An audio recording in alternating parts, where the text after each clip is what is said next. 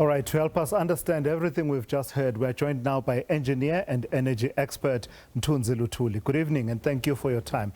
The South African nuclear energy industry is one that prides itself in its track record, right? As far as safety is concerned, Koeberg having operated for a good 42 years, under a record of safety, good safety record. So, but you will understand that ordinary members of the public, the untrained mind, the last thing we want to hear is anything to do with radiation, airborne radiation, and being told that it's under control. We don't want to learn about the measuring units, microsieverts, or whatever they're called, of energy, radiation exposure. Should we be taking the minister and Eskom at their word when they say this is nothing for the public to worry about? Good evening, Tulasizo. Look, I think we should listen to what Eskom is saying, but strictly speaking, the people who should report to the public on such incidences is the National Nuclear Regulator, the NNR, because they would be a neutral, independent party. Obviously, Eskom in this case is not an independent party. That doesn't mean to say that they are hiding anything, but I'm just saying that to be cautious, we would need to listen to what the National Nuclear Regulator says. Okay. The NNR also has all of the expertise to determine the seriousness of these incidences, or, and they will also say if they're not serious. Yes. Should I be worried that there's more than one incident in a short span of time? If I recall correctly, that the timeline is one incident is on the 30th of June, then there's another one on the 7th of July, and then another one a couple of days later. Or is it par for the course that when you are in the process of maintaining a unit like Unit 2 at Koeberg, you are likely going to have some of these incidents occur at a minor level? Yeah. Okay. There's something that we need to think about here. In a nuclear power station, you are dealing with radioactive materials anyway. Okay? So to think that you won't have any levels of radiation is unrealistic. It's like working on a construction site and expecting that you're not going to inhale even a speck of dust. Okay? Yes, you wear your protective equipment and everything, but you will still, inhale some dust. Yeah. And that doesn't make it dangerous. Okay? So that's the first point that we need to think of.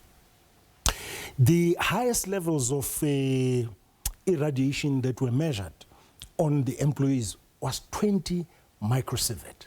Okay, that's very low, far lower than the annual recommended dosage, safe dosage, which is I think about 20,000 microsieverts.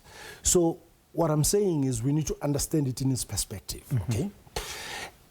Number two, the issue about whether we should be concerned about these incidences. Now, I think out of the three, perhaps only one is of concern, because given what the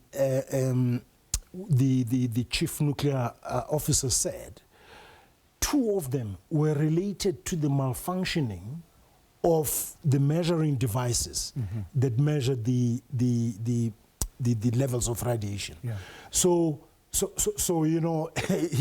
it means that they were not actually incidents, it was just a error. But that's concerning though then, because they should be maintaining their measuring instruments and they should be calibrating them.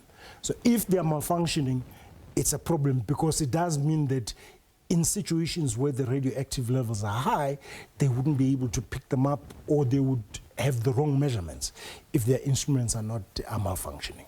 And the one we are told had to do with a burnt out electrical cord. Yes. Is that the one that concerns you? That's the one that concerns me. Yeah. Because it means that maybe there's something wrong with the maintenance of those instruments. We're having this conversation in the context in which the integrated resource plan that we have currently has an element of nuclear, as they always do. You know, the whole basket of where we will get our energy from. And the minister again, Minister Kgosientsho Ramokgopa, again affirming that nuclear 5.2 gigawatts will be injected into the grid over the next, I don't know, the next while, whatever how long is a piece of string? It's going to take 12 years to build at least. So tell me about that, as far as you understand how far we've gone down that path and how much further we still need to go, and how important nuclear would be in complementing everything else we are doing in terms of the energy mix. Yeah. Okay. We haven't really started. I think, in effect, there's some preliminary, we're at the preliminary planning stages. Okay. So, you know, to build a nuclear power plant takes, from the time that you start with your detailed planning to the time that you switch on the first unit, it takes a minimum of about 12 years. Okay. So it's a long road. Nuclear is very important. It's actually a crucial part of the whole generation mix, okay? Because number one, we have to retire a lot of the coal-fired power stations, okay? And given our environmental constraints, and given the fact that we still do need baseload power, which cannot be provided by your renewables, so nuclear becomes the solution. Okay, it releases zero carbon dioxide into the environment, and it provides you with reliable, safe baseload power. So, so the 5,200 megawatts is very welcome. In my view, we should be aiming for more, and I'm glad that the government, I think, has a target of about 9,600 or so, about 10 gigawatts. That will be built. Just as a parting shot then, I think there's a further expansion of the lifespan of Koeberg. How much further can we still drive this power station? It's at age 42, if I'm not mistaken, at this point. How much further can we still push it? The life extension for both Unit 1 and Unit 2 is 20 years, okay? 20 years each, okay? Which means that nuclear plant will run up until the age of 60. I don't think that we can extend it further than that, because already I think the 20-year extension is...